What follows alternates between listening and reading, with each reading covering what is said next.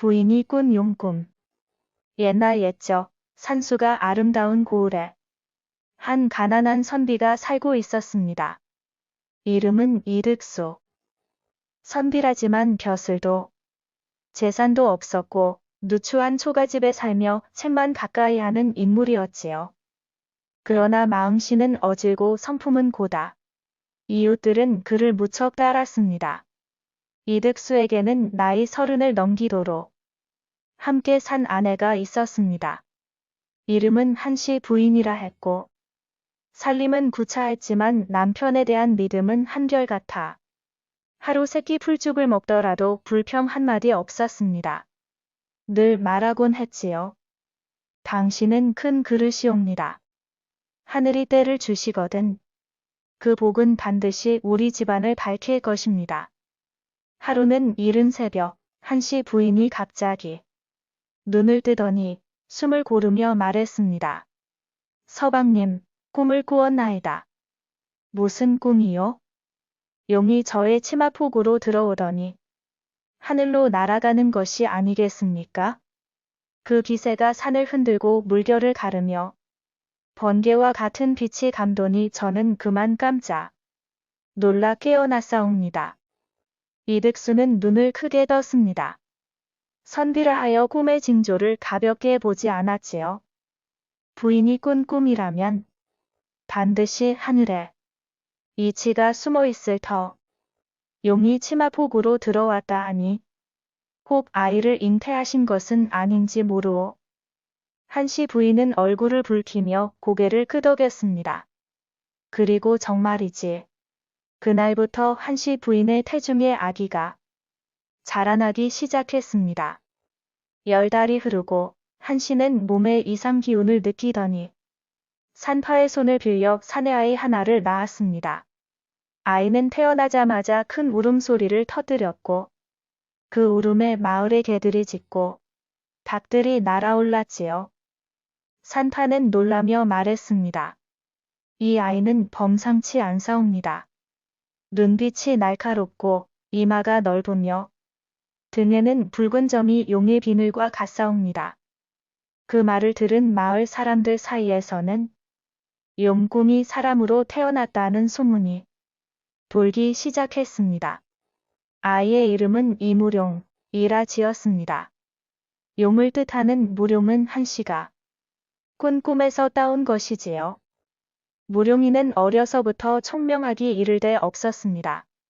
글을 한 번 읽으면 줄줄 외웠고 남들이 열을 걸릴 글도 하루면 뚝딱 익혔습니다. 무엇보다도 효성이 지극해 어머니가 기침이라도 하면 수의를 곁에서 밤을 새며 돌보곤 했습니다. 내 어머니께서 고생 끝에 날 낳으셨사오니 이 목숨 다할 때까지 그 은혜를 갚는 것이 제 도리이옵니다. 이무룡의 이런 효혜는 마을에 널리 알려졌고 고을 원님 귀에도 들어가게 되었습니다. 원님은 아이를 불러 시 한 수를 짓게 하였지요. 비가 내리니 강물이 불어 백성들 집이 잠기니라. 이를 어이할고 슬프다 이 나라여. 그 자리에서 원님은 고개를 끄덕이며 말했습니다. 이 아이 반드시 큰 그릇이 될 것이다. 그 뒤로도 무룡은 부모의 도움 없이 과거에 나아갔고 20살 되던 해 드디어 장원급제를 하였습니다. 임금께서 친히 어진 인재라 칭하며 벼슬을 내리셨고 부모를 불러 조정으로 불러 모아 상을 내렸습니다. 그대들은 충직한 백성을 기르니 나라의 큰 덕이 되었노라. 한씨 부인은 궁궐 앞에서 눈물을 흘리며 절을 올렸습니다. 전하, 이는 하늘의 뜻이옵니다. 가난한 집안에 용꿈을 주신 것은 백성도 하늘이 귀히 여긴다는 뜻이라 여겼사옵니다. 이무룡은 충직하게 조정을 섬겼고 탐관오리를 벌하며 백성들의 억울함을 풀어주는 대사원이 되었습니다. 어느 해 한양의 가뭄이 심하여 백성들이 곡식을 구하지 못할 지경이었습니다. 무룡은 곧바로 상소를 올려 왕에게 민가의 곳간을 열고 창고에 쌀을 나누어 줄 것을 건의했습니다. 백성이 살지 못하면 나라 또한 설 수 없나이다.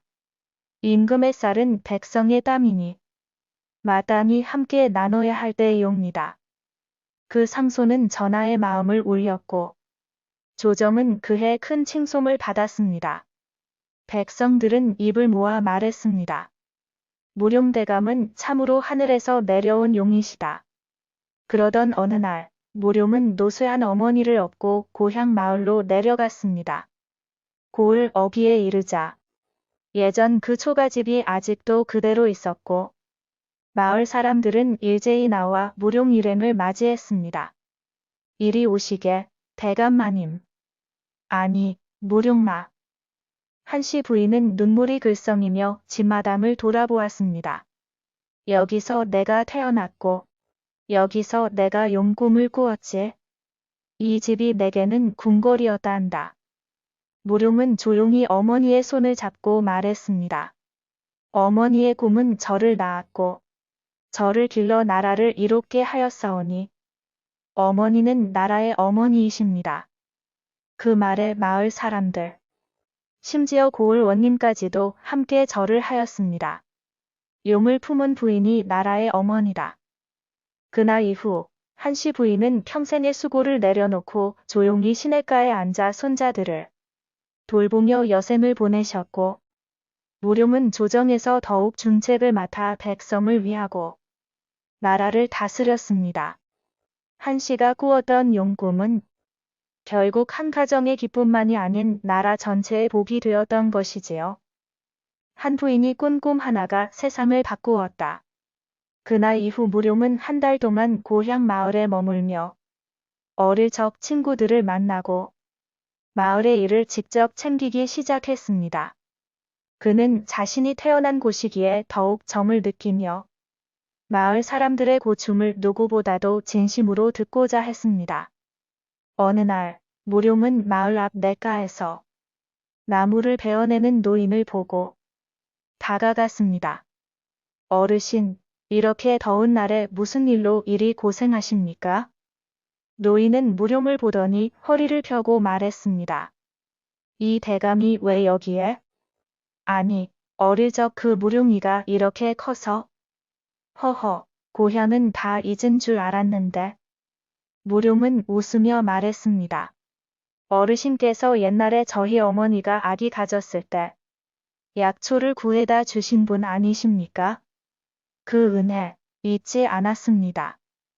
노인은 감동하여 눈물을 글썽이며 무룡의 손을 잡았습니다. 이렇게 기억해 주는 것만으로도 족하네. 자네는 참 부모 복도 있지만 사람 복도 지고 태어났어. 무룡은 즉시 관청에 지시하여 마을의 오래된 우물을 새로 파괴하고 허물어진 다리를 고쳐 백성들이 장날마다 물에 빠지지 않도록 조치하였습니다. 또한 가난한 집안의 아이들에게 글을 가르칠 수 있는 글방을 세우고 선생 한 분을 내려보냈습니다. 누구든 배움의 뜻이 있는 이는 나이 불문하고 이곳에서 글을 배울 수 있도록 하라. 마을 사람들은 무룡이 단지 출세한 것에 감탄한 것이 아니라 그의 따뜻한 마음과 잊지 않는 은혜에 고개를 숙였습니다.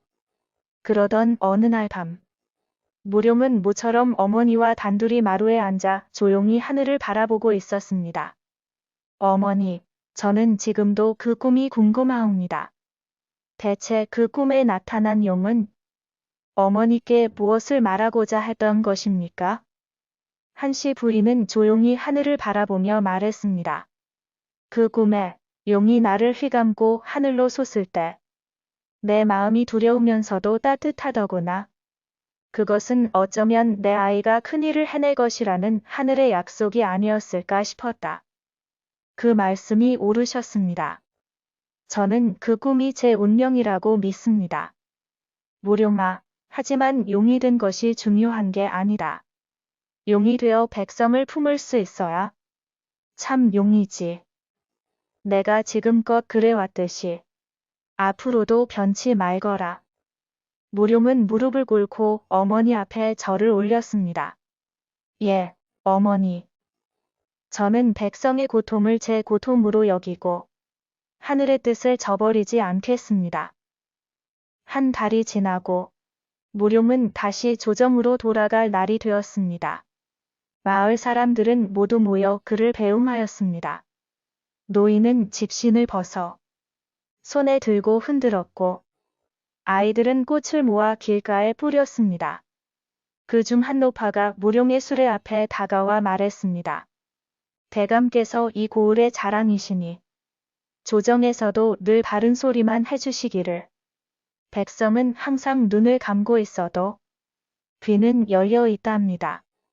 진심이 담긴 말은 다 듣고 있지요. 무룡은 깊이 고개를 숙였습니다. 마을에서 배운 바를 조정에서 실천하겠습니다. 조정으로 돌아온 무룡은 더욱 무거운 직책을 맡게 되었고 때로는 강직한 소신 때문에 권세 있는 자들과 부딪히기도 했습니다. 백성을 억누르는 자는 천벌을 피하지 못할 것이옵니다. 전하께서도 그런 자들을 용납하지 마시옵소서.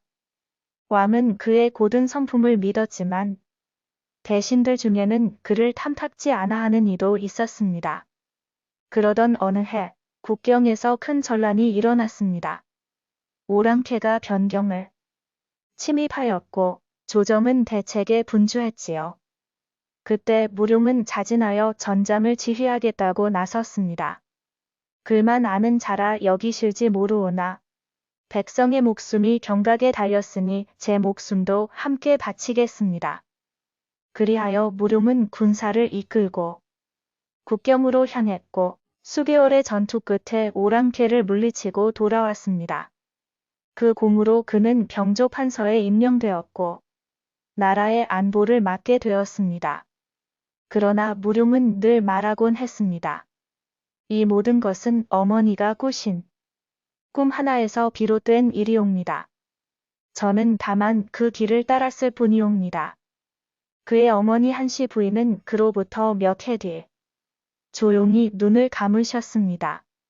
무룡은 어머니를 위해 고향 산 중턱에 정갈한 묘를 써드리고 매년 찾아가 제사를 모셨습니다. 그는 비석에 이렇게 새겼습니다. 용의 꿈을 품은 어머니. 그 뜻으로 아들을 낳고 아들을 나라에 드시었나니 어머니의 뜻은 하늘이었도다. 이후에도 무룡은 수십 년 동안 조정을 섬기며 백성들의 칭송을 받았고 그의 가문은 대대로 어진 인재를 배출하였습니다. 그러나 사람들은 언제나 말했지요. 무룡 대감의 시작은 어머니의 용꿈이었노라. 그 꿈이 나라를 살리고 백성을 이롭게 하였노라. 이렇듯 한 부인이 꾼 한밤의 꿈이 씨앗이 되어 한 집안을 살리고 한 나라를 밝히는 나무로 자라난 이야기는 먼 훗날까지도 전해졌습니다. 그리고 오늘날에도 이 고을에선 자식을 가진 어머니가 태몽을 꾸면 은밀히 손을 모아 빌곤 한다 합니다. 부디 하늘이 내린 용의 꿈을 제게도 내려주소서. 아씨와 하녀, 뒤바뀐 운명. 옛날 아주 먼 시골 마을. 높은 산과 깊은 강 사이에 자리한 큰 양반집이 하나 있었습니다. 그 집에는 고운 얼굴의 마음씨 고운 아씨가 하나 있었지요. 이름은 윤화 아씨. 윤화는 자라면서 사서삼경을 배우고 바느질도 곱게 익힌 인물도 인품도 참 곱고 단정한 아씨였습니다. 윤화 아씨 곁에는 항상 그림자처럼 따르는 하녀 춘매가 있었습니다. 춘매는 고아로 자라 양반집에 팔려 들어와 어려서부터 아씨를 모셨지요. 겉으로는 순하고 말 잘 듣는 듯 했지만 속으로는 항상 아씨를 부러워하며 질투하고 있었답니다. 하루는 마을에 큰 잔치 소식이 들려왔습니다. 동네 사또의 외동아들이 서울에서 과거 급제를 하고 내려와 혼처를 구한다는 소문이었지요. 고을의 모든 양반집에서는 자신의 딸을 소개하고자 분주했습니다. 윤화 아씨의 부모도 그 잔치에 윤화를 데려가려 했습니다. 하지만 잔치 전날 아씨는 갑자기 고열과 구토로 몸져 누웠고 하루 만에 목소리도 제대로 내지 못할 만큼 아팠습니다. 약을 써도 무당을 불러도 병은 낫지 않았지요. 부모님, 저 대신 춘매를 데려가 주세요. 윤아 아씨는 아버지 어머니께 간청했습니다. 제 옷을 입히고 얼굴에 곱게 분을 발라 데려가 주시어요. 제발. 집안 망신을 피하고 싶어요. 그렇게 하녀 춘매는 처음으로 윤아 아씨의 옷을 입고 비녀를 꽂고 화장까지 하고 아씨인 첫 잔치에 참석하게 되었습니다. 그날 잔치에서 춘매는 본래의 수줍고 소박한 모습 대신 아씨의 고운 말씨를 흉내내며 은근히 뽐내고 나섰지요. 사또댁 도령은 그녀를 보고 마음을 빼앗겨 버렸고 다른 집딸은 보지 않겠습니다. 저 아씨와 혼인을 맺고 싶습니다. 라며 고집을 피웠습니다. 윤아 아씨의 부모는 당황했지만 이미 돌이킬 수 없게 되었고 결국 춘매는 윤아 아씨로 혼례를 올려 사또댁으로 시집을 가게 되었지요. 혼례 후에도 윤아는 병을 앓았고 점점 시름시름 앓아 아예 걷지도 못할 지경이 되었습니다. 춘매는 시집가면서 윤아 아씨에게 이렇게 말했습니다. 아씨, 아니, 이제는 아씨도 아니지요. 당신은 그냥 병든 하녀로 잊혀질 겁니다. 고운 옷도 따뜻한 당도 다 이젠 내 것이에요. 윤아 아씨는 말없이 눈물만 흘렸습니다. 며칠 뒤 춘매는 몰래 집안 하인들에게 명을 내려 윤아를 낯선 산속 절간에 버리게 했습니다. 병든 하녀가 집안에 있어봤자 귀찮을 뿐이야. 어디 가서 조용히 죽는 게 낫지? 그렇게 윤아는 싸늘한 겨울바람 속 산속 절에 버려졌습니다. 허기와 추위 그리고 억울한 심정으로 눈물을 흘리며 누워있을 때 절의 노승 한 분이 그녀를 발견했습니다. 이런 처녀가 왜 여기 있나? 노승은 그녀를 거두어 약초로 몸을 치료하고 밥을 지어 먹이며 돌봐주었습니다. 절에서는 새벽 예불과 저녁 촛불 아래 조용한 시간이 흐르며 윤화의 몸은 조금씩 회복되었고 마음의 상처도 차츰 아물어 갔지요. 몇 해가 흐른 어느 봄날 사또댁에서 큰 소동이 벌어졌습니다. 도령의 아내인 윤화 아씨가 아이를 낳고부터 점점 변하기 시작한 겁니다. 처음엔 교양 있고 단정하던 아씨가 점점 이기적이고 심술궂어지더니 하인들을 때리고 시어머니에게도 대드는 일이 생겼습니다. 도령은 의심이 들었고 몰래 사람을 시켜 아내의 과거를 조사하게 했습니다. 조사 결과 진짜 윤화 아씨는 결혼도 하지 못하고 병으로 사라졌다는 이야기가 들려왔지요. 그 이야기를 들은 도령은 아내 춘매를 다그쳤습니다. 너는 진짜 윤화 아씨가 아니지 않느냐? 어디서 그런 꼼꼼이로 우리 집에 들어왔느냐? 결국 춘매는 모든 것을 실토했습니다. 아씨의 옷을 입고 신분을 바꾼 것, 그리고 진짜 아씨를 절간에 버린 것까지 진실은 드러나고 사도댁에서는 즉시 절간으로 사람을 보내 윤화 아씨를 찾았습니다. 절의 노승은 말없이 아씨를 꺼내어 주었고 윤화는 마침내 본래 자리로 돌아올 수 있게 되었지요. 아씨를 본 도령은 깊이 고개를 숙이며 말했습니다. 그동안 알지 못하고 가짜에게 속은 제가 어리석었습니다. 용서해 주시겠습니까? 윤화 아씨는 고개를 숙인 채 조용히 말했습니다. 그저 이 생의 하늘의 뜻이 이리 흘렀을 뿐입니다. 누군가를 탓하고 싶진 않아요. 그 말에 도령은 더욱 감동하였고 사또댁의 모든 가족은 진짜 아씨를 새 식구로 맞이했습니다. 춘매는 그 후 관아에 넘겨졌고 사람들을 속이고 주인을 배신한 죄로 원섬에 귀양을 가게 되었습니다. 윤화 아씨는 시댁에서 다시 정식 혼례를 치르고 착한 성품으로 집안을 평안하게 다스렸습니다. 도령도 그녀를 참으로 아끼며 평생을 곁에서 지켰지요. 절의 노승은 해마다 불공을 드리러 오는 윤화를 보며 빙긋 웃곤 했습니다. 그대는 비록 운명이 바뀌었으나 마음을 잃지 않았기에 결국 제 자리를 찾은 것이요. 윤화는 조용히 고개를 끄덕이며 말했습니다. 하늘은 언젠가 진실을 밝혀주는 법이지요. 그리하여 아씨와 하녀의 뒤바뀌었던 운명은 하늘의 뜻에 따라 제 자리를 찾아가게 되었답니다. 구은문의 전설. 옛날 옛적 지금의 경상도 깊은 산골 어딘가에 구은문이라 불리는 작은 마을이 있었습니다. 사방이 험준한 산으로 둘러싸여 마치 세상과 단절된 듯한 그곳은 외지인의 발길이 드물어 늘 조용하고 평화로운 마을이었습니다. 그런데 그 안에 살던 사람들은 어찌나 마음이 순박하고 서로를 아끼는지 어느 누구 하나 남을 헐뜯거나 미워하는 이가 없었다고 하지요. 이 마을 가장 안쪽 골짜기 물줄기가 맑게 흐르는 언덕 아래에 장석이라는 젊은 총각이 어머니와 단둘이 살고 있었습니다. 장석이는 얼굴이 해맑고 키도 크며 품성이 고든 청년이었으나 어릴 적 아버지를 여의고 병약한 어머니를 정성으로 모시며 살고 있었습니다. 날이 밝으면 산에 올라 나무를 하고 들에 나가 김을 매며 어머니께 한 끼라도 따뜻한 밥을 차려 드리려 애썼지요. 이처럼 장석이의 효성은 마을 사람들 사이에서도 칭송이 자자하였고 지나가는 나그네들조차 그를 칭찬하고 갔습니다. 그러던 어느 날이었습니다. 봄눈이 다 녹고 산골짜기의 물소리가 높아지던 어느 아침. 장석이는 도끼와 밥보자기를 들고 산에 오르던 길이었습니다.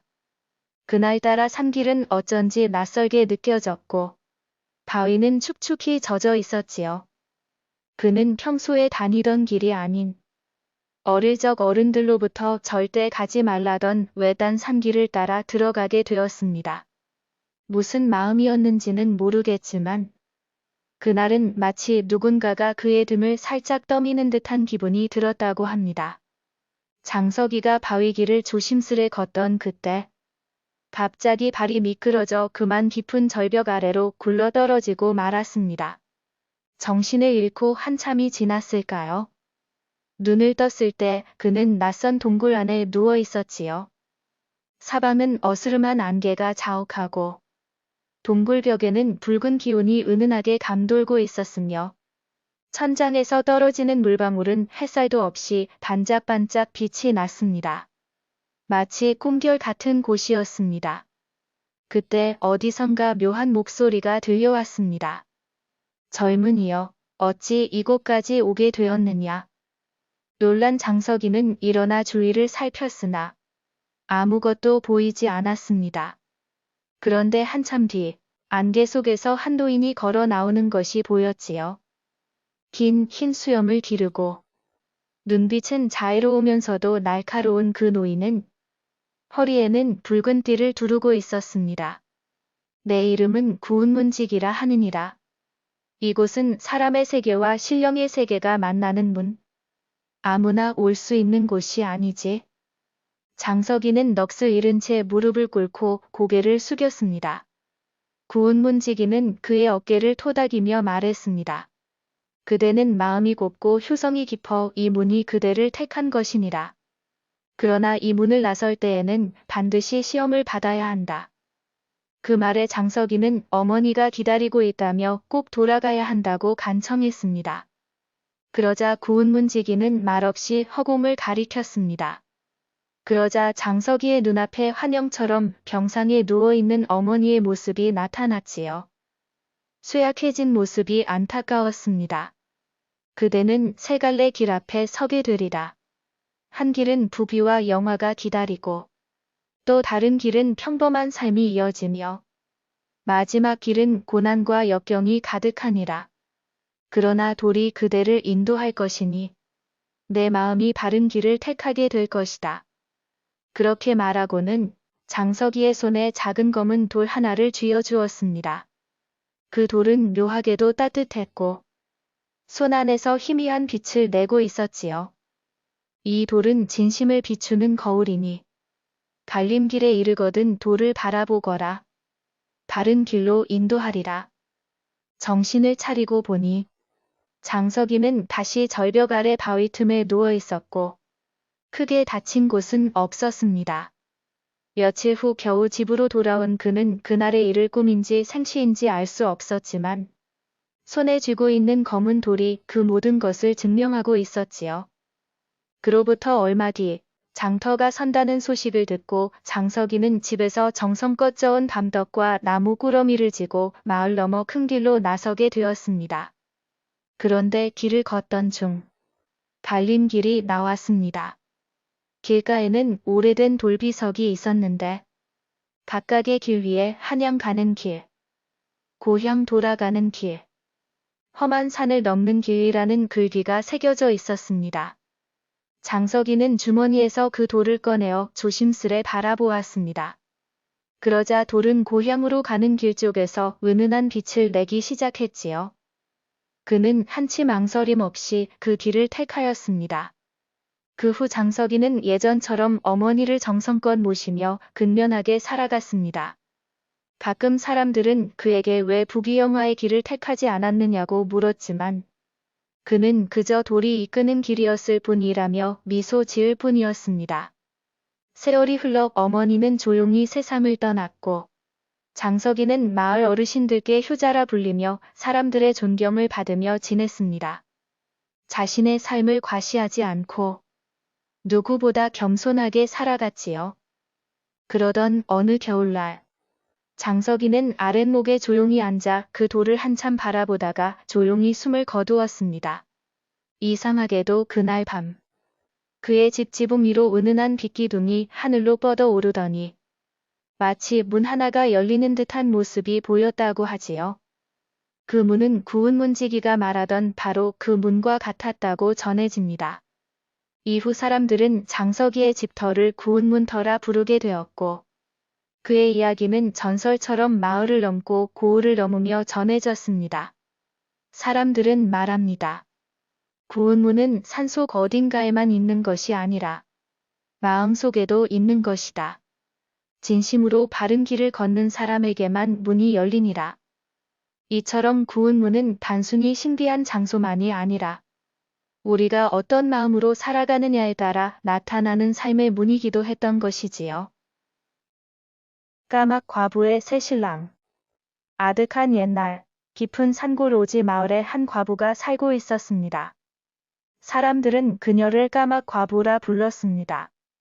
본명이 까막은 아니었으나 얼굴이 새까맣게 타서 항상 검은 수건을 쓰고 다녔고 남편이 죽은 날에도 검은 옷을 입고 눈물을 펑펑 흘렸다고 해서 그렇게 불렸습니다. 까막 과부는 나이 30을 넘긴 젊은 여인이었지만 남편의 병으로 여인 뒤로는 단 하루도 웃음을 보이지 않았습니다. 사람들은 그녀의 곱디고 온 얼굴에 어울리지 않는 수심을 안타까워하며 말하곤 했습니다. 저렇게 곱디고 온 사람이 어찌 저리 팔자가 사나울꼬. 나하. 그러나 까막 과부는 다른 사람의 말에 귀 기울이지 않았습니다. 매일 새벽이면 땔감을 하러 산에 오르고 들에 나가 남의 밭을 매며 품삯으로 겨우 생계를 이어나갔습니다. 그렇게 몇 해가 지나도록 그녀는 홀로 아이 하나 없이 살아가고 있었습니다. 그러던 어느 날 마을에 희한한 소문이 돌기 시작했습니다. 까막 과부 집에 사내가 드나든다더라. 밤마다 불빛이 희미하게 비친다던데. 아, 그 집에서 들리는 소리가 꼭 남자 숨소리 같더라. 궁금증을 참지 못한 몇몇 마을 아낙네들이 밤에 까막 과부의 집을 훔쳐보았으나 인기척은 들리지 않고 창호지 밖으로 비치는 그림자만이 희미하게 흔들릴 뿐이었습니다. 그런데 바로 다음 날 까막 과부는 읍내 장터에 새 비단 못을 입고 고운 놀이개를 찬 모습으로 나타났습니다. 그녀의 얼굴엔 처음으로 화장을 곱게 하고 있었고 입가엔 잔잔한 미소까지 머물렀습니다. 세상에, 까막 과부가 저렇게 곱게 웃다니. 사람들은 놀라워하며 그녀에게 물었습니다. 이보시오, 무슨 좋은 일이라도 있으신지요? 까막 과부는 수줍게 고개를 끄덕이며 말했습니다. 며칠 전 하늘이 정지한 인연을 만나 새신랑을 드리게 되었지요. 그 이야기를 들은 마을 사람들은 한동안 말문을 잃었습니다. 그러나 곧 수군대기 시작했습니다. 아니, 어느 사내가 호라비도 아니고 과부와 결혼을 했단 말인가? 우리가 아는 젊은 사내들은 다 장가갔거늘. 도대체 누구란 말이냐? 까막과부는 새신랑의 얼굴을 누구에게도 보여주지 않았습니다. 낮에는 집에 없다더니 밤이 되면 문을 잠그고 아무도 들이지 않았습니다. 심지어 그녀는 잠이 나올 때마다 말했습니다. 우리 신랑은 세상과 인연을 끄는 분이니 제발 궁금해 마시고 그냥 두십시오. 하지만 세상 일이란 게 그렇지요. 감춰지면 감춰질수록 더 궁금한 법이지요. 급기야 마을 장정 몇 명이 몰래 그녀의 집을 엿보기로 하였습니다. 그날 밤 조심조심 장정들은 기와 위로 올라가 바깥에서 실눈으로 방 안을 들여다보았습니다. 그런데 그 순간 그들은 모두 몸을 부르르 떨었습니다. 방 안에는 사람이라고 보기엔 너무 커다란 그림자가 있었던 것입니다. 어깨는 방 천장에 닿을 듯 크고 머리는 뿔처럼 삐죽 솟아 있었으며 손은 마치 맹수의 발톱 같았습니다. 그 괴상한 형체는 까마과부에게 다정히 무언가를 속삭이고 있었습니다. 마비다. 놀란 장정들은 뒷걸음질 치다 기와를 밟아 와장창 소리를 내고는 주랭랑을 쳤습니다. 다음 날 마을은 발칵 뒤집혔습니다. 까마과부의 신랑은 사람이 아니라 요괴란 말이냐? 밤마다 부적을 붙여야겠다. 아이들은 절대 그 집 근처 가지 못하게 해라. 까마과부는 그 모든 소문에도 묵묵히 일만 했습니다. 사람들의 시선에도 아랑곳하지 않았습니다. 하지만 어린아이들이 병에 걸리고 닭들이 이유 없이 죽고 나자 사람들은 점점 겁을 먹기 시작했습니다. 급기야 마을 어르신들은 결정을 내렸습니다. 이런 일을 바로잡을 이는 산 너머 무당 월선당뿐이다. 며칠 뒤 푸른 장삼을 입은 무당 월선당이 까마과부의 집 앞에 왔습니다. 그녀는 집을 빙빙 돌며 부적을 붙이고 외마디 주문을 외쳤습니다. 이 집에 깃든 훌령이여, 정체를 드러내라. 그러자 방 안에서 문이 스르르 열리더니 까마과부가 나타났습니다. 그러나 그녀의 얼굴은 평소와 달리 어두웠고 목소리는 낮고 단호했습니다. 그만두십시오. 제 남편은 저를 해치지 않습니다. 저를 살린 이입니다. 하지만 무당은 들은 채도 하지 않고 그녀를 밀치고 안으로 들어갔습니다. 그리고 그 순간 방 안에 검은 연기처럼 일렁이는 그림자가 피어오르더니 괴상한 형체가 모습을 드러냈습니다. 길게 뻗은 팔, 붉은 눈동자, 울퉁불퉁한 이마의 뿔. 그것은 분명 사람이 아니었습니다. 그러나 그 존재는 조용히 입을 열었습니다. 나는 이 산에 버림받은 옛 장군의 넋이요. 백성을 위해 죽었건만 그 억울한 죽음을 아무도 기억해주지 않았지. 이 여인만이 나를 사람처럼 대해주었어. 그래서 나도 사람의 마음을 갖게 되었어. 무당은 침묵했습니다. 그리고 한참을 응시하다가 말했습니다.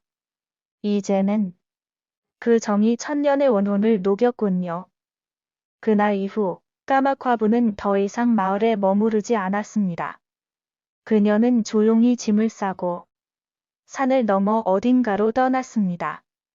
그녀를 본 마지막 사람은 이리 말했습니다. 그녀는 검은 옷을 벗고 흰 저고리에 연분홍 치마를 입고 있었어요. 표정은 더없이 평화로웠지요. 그 옆에는 온몸이 인간의 형상을 갖춘 사내가 서 있었어요. 그의 눈빛은 고요했고 어딘가 슬프면서도 따뜻했지요. 이후로 까마과부를 본 사람은 아무도 없었습니다. 하지만 한밤중 산길을 걷다 보면 어딘가에서 은은한 노랫소리와 남녀의 속삭임이 들려온다고 말하는 이도 있습니다. 그건 까마과부와 이상한 새신랑이 함께 부르는 사랑의 노래일지도 몰라. 나하. 까막 과부와 이상한 새신랑이 떠난 지 한 달쯤 지난 어느 날, 마을 아이 하나가 호기심에 산 너머로 몰래 갔다가 이상한 걸 보았다고 소리쳤습니다. 할머니, 산 저 너머에 연기가 피어올라요. 누가 살고 있는 것 같아요. 마을 사람들은 처음엔 그저 아이의 상상이라 여겼으나 며칠 뒤 사냥을 나갔던 장정이 돌아와 말했습니다. 산 너머 계곡 아래 풀밭 속에 조용한 집 한 채가 서 있습니다. 굴뚝에 연기가 피어나고 우물가엔 여인이 물을 깃고 있었는데 아무리 멀리서 보아도 그 얼굴, 까막 과부가 분명하였습니다. 이야기를 들은 마을 사람들은 쑥덕이며 말했습니다. 정녕 그 여인이 귀신과 사는 게 아니라 귀신이 사람으로 환생한 게 아닌가? 마을의 한 노인은 조용히 입을 열었습니다. 그건 귀신도 사람도 아니지. 그건 이승의 원을 씻고 저승의 사명을 벗은 자요. 그 여인이 그 영을 살린 것이지. 그리하여 사람으로 다시 태어나게 된 것이야. 그날 이후 마을 사람들은 산 너머를 바라볼 때마다 괜스레 가슴이 따뜻해지는 기분을 느꼈습니다. 어느 날 밤, 달빛이 휘영청 밝은 날이었습니다. 마을 어귀에 작은 장터가 열리자 낯선 두 남녀가 조용히 나타났습니다. 여인은 부드러운 흰 옷차림에 단정한 고름을 맨 모습이었고 남자는 남루하지만 고운 태가 흐르는 외모에 말수가 적었습니다. 두 사람은 뽕나무 껍질로 만든 지게를 짊어지고 와서 장에 내놓으며 말했습니다.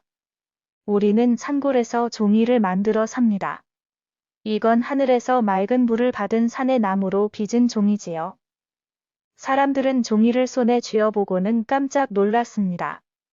만져보니 부드럽고 햇살에 비추면 속이 은은히 비치면서도 찢어지지 않았습니다.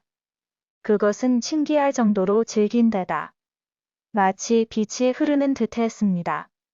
그날 이후 까막 과부와 그녀의 새신랑은 장마다 한 번씩 모습을 보였습니다. 아이들에게는 웃으며 떡을 건넸고 나이든 어르신들에게는 조용히 안부를 물었습니다. 하지만 밤이 되면 그들은 언제나 사라져 있었습니다. 그들의 거처를 묻는 이들에게도 까막 과부는 늘 같은 대답을 했습니다. 우린 산속에서 물과 별빛을 벗삼아 살고 있답니다. 사람들은 더 이상 묻지 않았습니다. 대신 마을에는 새로운 전설이 돌기 시작했습니다. 하늘이 정한 인연이란 때론 이승과 저승, 사람과 귀신을 가리지 않고 이어진다는 이야기였습니다. 몇 해가 지나 마을에 큰 홍수가 들었습니다. 비가 하늘에서 쏟아지고 산사태가 날 지경이었습니다. 사람들은 집이 무너지고 다리가 떠내려가는 와중에 어찌할 바를 몰라 울부짖고 있었습니다. 그런데 마을 뒷산에서 갑자기 커다란 소리가 들렸습니다. 쿵! 산에 큰 바위가 굴러 떨어지더니 마치 누군가 미리 막아둔 듯 물길이 갈라지고 마을로 내려오던 흙탕물이 멈추었습니다. 사람들은 기적이라 말했지만 몇몇은 그 바위 앞에 서서 무엇인가를 보았다고 했습니다. 산 위 바위 위에 한 사내가 서 있었어요. 큰 탓을 쓰고 하얀 두루마기를 입었는데 눈빛이 꼭 그 신랑 같았어요. 그 옆에 여인이 함께 있었는데 웃고 있었어요. 까막 과부요. 그날 이후 까막 과부와 그녀의 새신랑은 다시는 마을의 모습을 드러내지 않았습니다. 그들이 내놓던 하늘빛 종이도 더 이상 구할 수 없었고 아이들에게 주던 떡도 그립게만 남았습니다. 대신 마을 어귀엔 돌 하나가 세워졌습니다. 누가 세운 것인지 알 수 없었으나 거기엔 이렇게 새겨져 있었습니다. 진심은 천년의 어둠도 비추고 사람은 이승과 저승을 잇는다. 지금도 그 마을엔 비가 오거나 달이 유난히 밝은 날이면 산 너머 계곡에 은은한 노랫소리가 들린다고 합니다. 바람 따라 흐르는 그 소리는 때론 웃음처럼 때론 슬픔처럼 들린다지만 듣는 사람들 마음에는 하나같이 따뜻한 여운을 남습니다. 그 노랫소리는 아마도 까막화부와 그 이상한 새신랑이 함께 부르는 세상에서 가장 고요하고 깊은 사랑의 노래일지도 모릅니다. 옹달샘을 찾아 나선 사내들. 옛날 옛적 산이 병풍처럼 둘러싸인 조선의 어느 깊은 마을에 심한 가뭄이 들어 물 한 바가지 얻기 힘든 해가 있었습니다. 사람들은 부지런하고 인심도 후했지만 물이 귀한 탓에 늘 가뭄에 시달렸지요. 그래는 유난히 가뭄이 심해 땅이 갈라지고 들판이 메말라 가축들도 물을 찾아 헤매고 아이들의 입술은 말라붙어 울음을 멈추지 않았습니다. 노인들은 숨을 고르듯 긴 한숨을 토하고 젊은이들조차 지쳐갔습니다. 그런 상황 속에서 마을 한복판 느티나무 아래서 마을 어른들은 깊은 근심에 잠겨 있었습니다. 그 중에서도 촌장은 흐린 눈빛으로 먼 산을 바라보며 무겁게 입을 열었습니다. 전에 내려오는 말에 따르면 저 산 너머 바위 틈에 옹달샘이라 불리는 신비한 샘이 있다고 하오. 단 한 다물로도 병이 낫고 메마른 땅에도 단비가 내린다 하니 혹시나 우리를 살릴 길이 있을는지도 모르겠어. 그러자 사람들은 술렁이며 고개를 저었습니다. 너무 오래된 전설이었고 그 샘을 찾으려다 집으로 돌아오지 못하거나 맹수에게 물려 죽었다는 소문도 오래도록 이어져 왔기 때문입니다. 그때였습니다. 마을 한쪽에서 세 사람이 조용히 앞으로 나섰습니다. 첫째는 팔뚝이 바위덩이만큼 단단한 대장장이 만들기. 둘째는 전국 방방곡곡을 돌아다닌 말재간 좋은 장돌뱅이 칠보기. 셋째는 산을 오르며 장작을 패는 총각 돌쇠였습니다. 세 사람은 각자의 다짐을 담아 고개를 숙이며 말씀드렸습니다. 제가 가진 힘으로 산을 쪼개어 길을 열어 보이겠습니다. 저는 눈썰미가 좋으니 단서 하나로도 길을 찾을 수 있을 것입니다. 저는 누구보다 산을 잘 압니다. 두 다리로 끝까지 찾아보겠습니다. 마을 사람들은 세 사람의 결심에 눈시울을 붉혔고 그들을 위해 떡을 싸주고 염주를 손에 쥐어주며 기도하였습니다. 세 사람은 가난한 마을의 모든 희망을 등에 지고 드디어 깊은 산속으로 발걸음을 옮겼습니다. 처음 나흘은 맑은 햇살과 청량한 바람이 그들을 반겨주었습니다. 세 사람은 능선을 따라 걸으며 노래를 부르기도 하고 허기를 참으며 나무 열매를 나눠 먹기도 하였습니다. 저녁이면 커다란 바위 아래 모닥불을 피우고 별이 촘촘한 밤하늘을 올려다보며 서로의 사연을 나누었지요. 그러던 셋째 날 밤, 칠보기가 가만히 혼잣말처럼 중얼거렸습니다. 혹시 우리가 그 샘을 찾으면 그 물을 마을에 주기 전에 조금은 따로 챙겨도 되는 거 아냐? 약수라면 값이 꽤 나갈 테니. 그 말에 만드기는 눈을 부릅뜨고 씩씩거리며 말했습니다. 우리가 이 산에 오른 이유는 그런 것이 아니오. 모두가 가뭄으로 마를 때 욕심을 채우겠다는 것입니까? 돌쇠는 두 사람 사이에 앉아 조심스럽게 말했습니다. 형님들, 싸우지 마시지요. 아직 샘물 하나도 못 찾았잖아요. 그날 밤, 만드기는 잠을 이루지 못하고 모닥불을 바라보다 이따금 한숨을 쉬었고 칠보기는 자꾸만 뒤척이며 불편한 표정을 감추지 못했습니다. 돌쇠는 조용히 나뭇잎을 베개 삼아 하늘을 바라보다 진짜 그 샘이 있긴 할까? 하는 의심을 처음으로 품었습니다. 다음 날 깊은 산골짜기를 따라가던 그들은 바위 하나를 발견하게 되었습니다.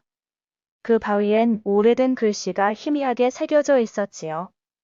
돌쇠가 낙엽을 조심스레 털어내며 말했습니다. 여기 글이 있어요. 그 바위에는 이렇게 쓰여 있었습니다.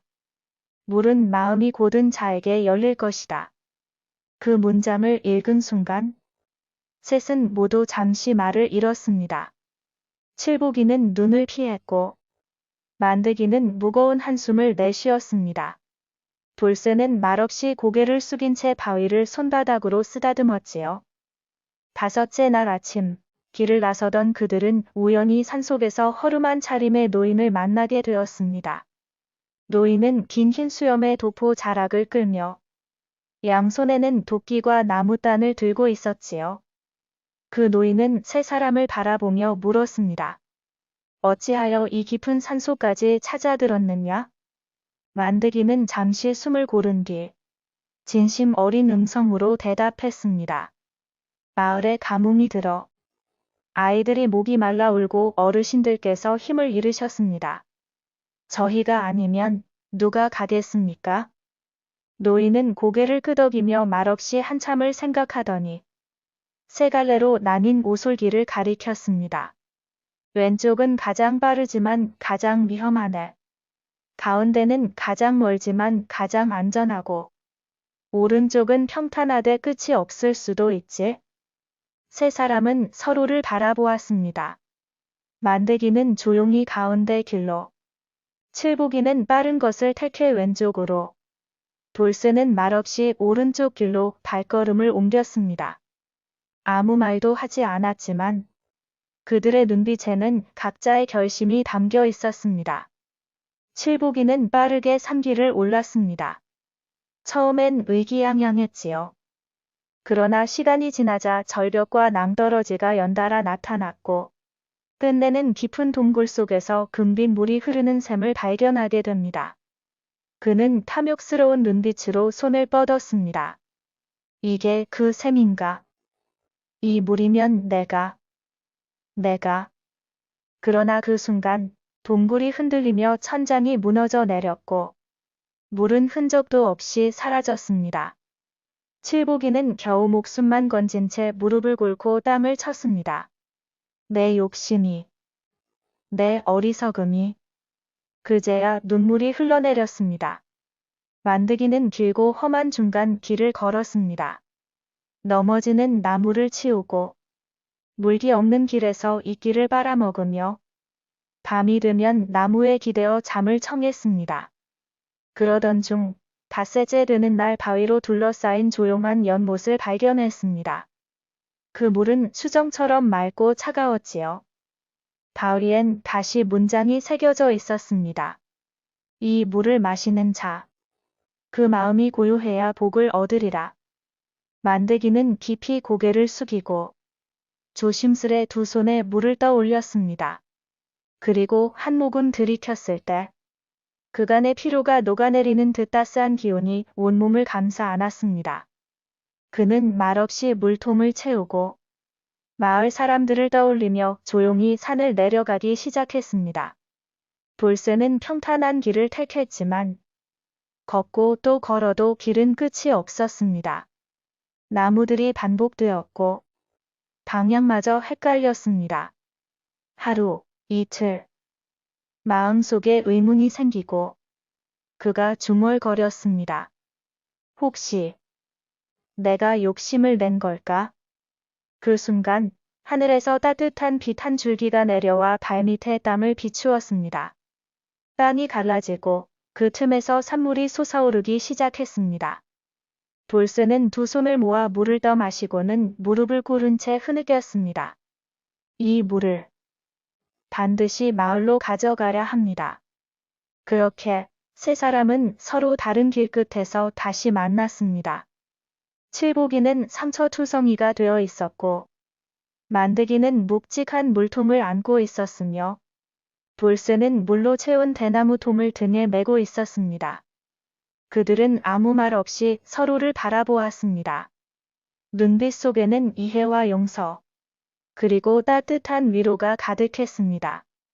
마을로 돌아온 그들은 세 사람이 모은 물을 하나로 합쳐 큰 연못을 만들었습니다. 그 물은 병든 이를 낫게 하고 가뭄 속에서도 마르지 않았습니다. 그리고 마을 사람들은 해마다 봄이면 웅달제를 열어 세 사람의 용기와 정직함을 기렸습니다. 마을로 돌아온 그들은 각자가 어렵사리 모아온 물을 조심스럽게 하나로 합쳤습니다.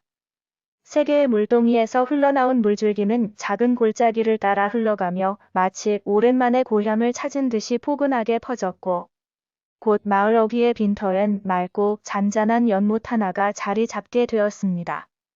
놀라운 일이었지요. 그 연못에 손을 담그기만 해도 병든 이의 열이 가라앉고 상처가 씻기듯 낫는다는 소문이 퍼져나갔습니다. 가장 먼저 효성이 지극한 막내 돌쇠는 병석에 누워만 있던 노모를 모시고 연못가에 갔습니다. 노모는 물에 손을 적시며 조심스럽게 얼굴을 닦았습니다. 그러자 거짓말처럼 기운을 차리고 오랜만에 자신이 손수밥을 지어 아들에게 밥상을 차려줄 수 있게 되었지요. 그 소식을 들은 마을 사람들은 하나둘씩 연못을 찾아와 마음의 병을 씻어내고 서로를 다정하게 어루만지기 시작했습니다. 어느 해 여름, 큰 가뭄이 닥쳐 들판이 갈라지고 개울물이 다 말랐을 때도 그 연못만은 한 줄기 물줄기를 잃지 않았습니다. 논두렁을 따라 물을 나르던 사람들은 고개를 들어 연못 쪽을 바라보며 말하곤 했습니다. 거참, 신기한 일이야. 저 물은 사람의 정직과 용기가 있어 흘러나오는 게 틀림없어. 이후 마을 어른들은 그 세 사람의 뜻을 기려 해마다 봄이 오면 작은 제사를 올리기 시작했습니다. 이름하여 옹달제. 아이들은 제사 당일이면 아침부터 연못 근처에 모여 연날리기를 하고 어른들은 삼삼오오 음식을 장만하여 서로의 안부를 물었습니다. 세 사내의 이름을 적은 작은 비석은 연못가에 세워졌고 그 앞에 선 사람들은 모두 한 가지씩 마음속의 거짓을 씻고 돌아갔습니다. 그중 어느 날이었습니다. 외지에서 낯선 나그네가 마을에 들렀다가 연못의 전설을 듣고는 조용히 연못가에 앉아 있었습니다. 그는 말이 없었지만 눈빛에는 오래 묵은 슬픔이 담겨 있었습니다. 마을 아이 하나가 조심스럽게 물었습니다. 아저씨, 혹시 아픈 거예요? 나그네는 아이의 말에 말없이 고개를 끄덕였습니다. 그리고 손을 뻗어 물에 손끝을 담갔습니다. 그 순간 나뭇잎 사이로 한 줄기 햇살이 연못 위를 비추며 물결이 은빛으로 반짝였고 그의 얼굴에 처음으로 환한 미소가 번졌습니다. 그날 저녁 그는 마을을 떠났지만 사람들은 오랫동안 그 나그네를 기억했습니다. 누군가는 말했습니다. 아마도 옹달섬은 고든 마음을 가진 사람 앞에서만 그 진짜 힘을 드러내는 게야.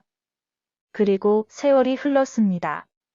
연못 주변에는 풀과 나무가 우거졌고 제사를 올리는 풍습도 점점 잊혀져 갔지만 가끔씩 이상하게도 지친 얼굴을 한 이들이 연못을 찾아와 조용히 머물다 가곤 했습니다. 누구에게도 말하지 않았지만 그들은 그 물에 손을 적신 뒤 아주 오래전부터 알고 지냈던 위안 같은 것을 느꼈다고 했습니다. 그래서 사람들은 지금도 믿습니다.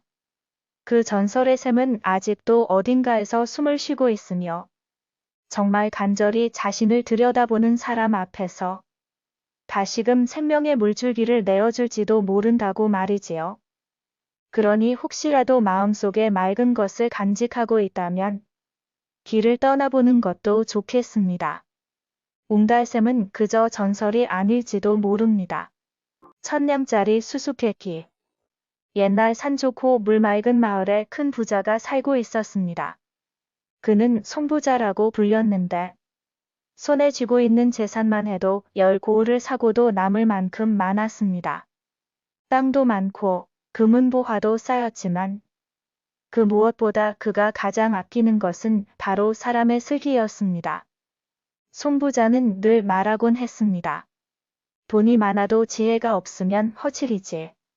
나 같은 부자가 세상에 없지만 나보다 지혜로운 사람은 반드시 있을 게다. 나는 그런 사람을 보고 싶어. 그래서 그는 커다란 간판을 집대문 앞에 걸었습니다. 수수께끼 하나 풀면 1000냥. 단, 틀리면 3년 노여. 사람들은 처음엔 웃었습니다. 겨우 수수께끼 하나 풀면 1000냥이라니? 너무 쉽잖아.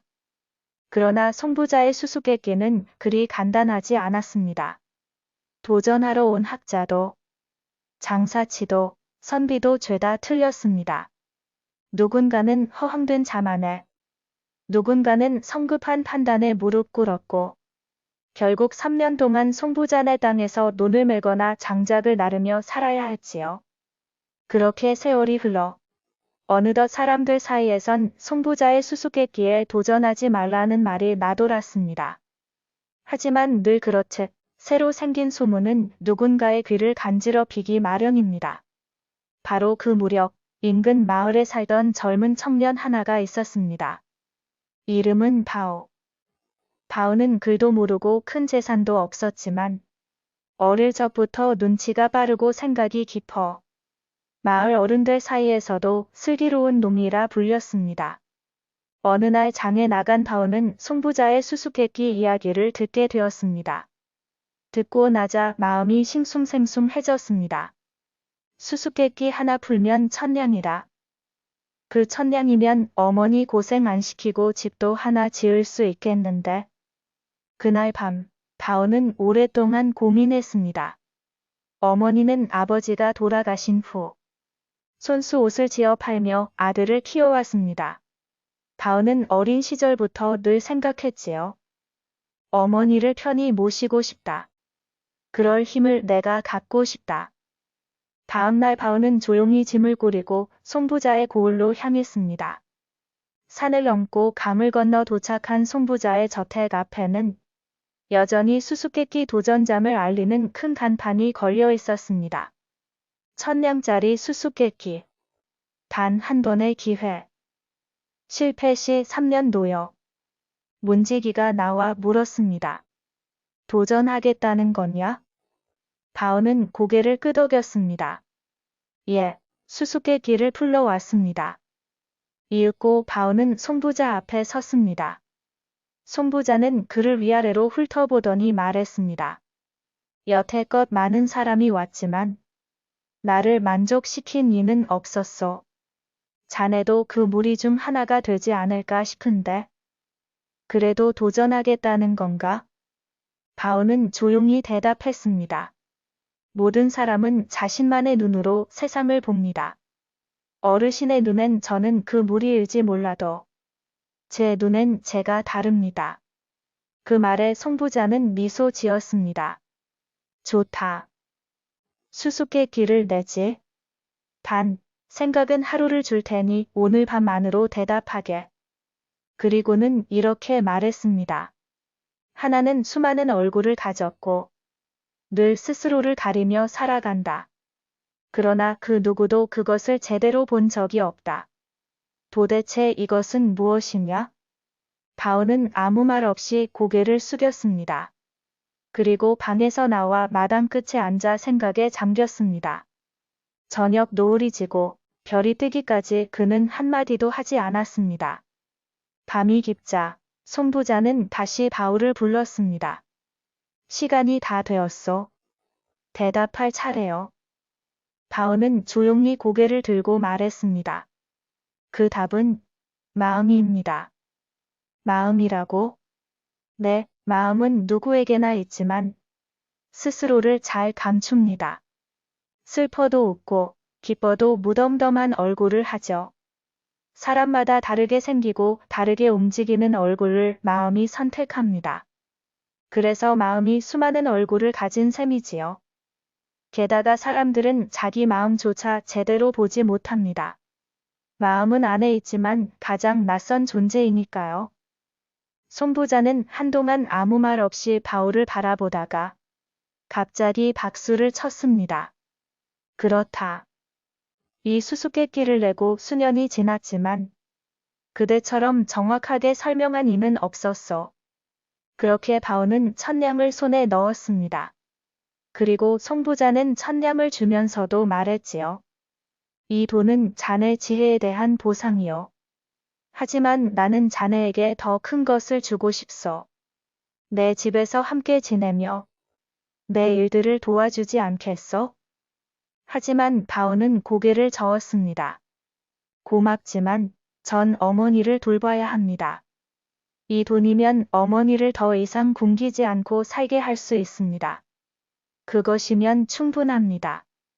송부자는 고개를 끄덕였습니다. 그래, 참으로 지혜롭고 바른 마음을 가졌군. 바오는 천냥을 품고 마을로 돌아갔습니다. 그리고 어머니와 함께 집을 짓고 작은 밭을 일구며 살았지요. 바오의 소문은 고을마다 퍼졌고 사람들은 바오를 슬기의 사내라 불렀습니다. 그리고 송부자는 그 뒤로 수수께끼를 내지 않았습니다. 내가 원하는 대답은 이미 들었으니 더는 묻지 않겠노라.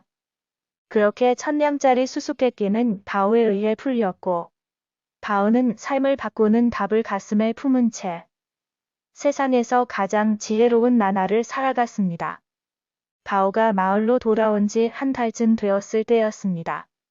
그는 1000냥을 쓰기 시작해 작지만 튼튼한 집을 지었고 어머니께는 비단 이불과 좋은 솥단지를 마련해 드렸습니다.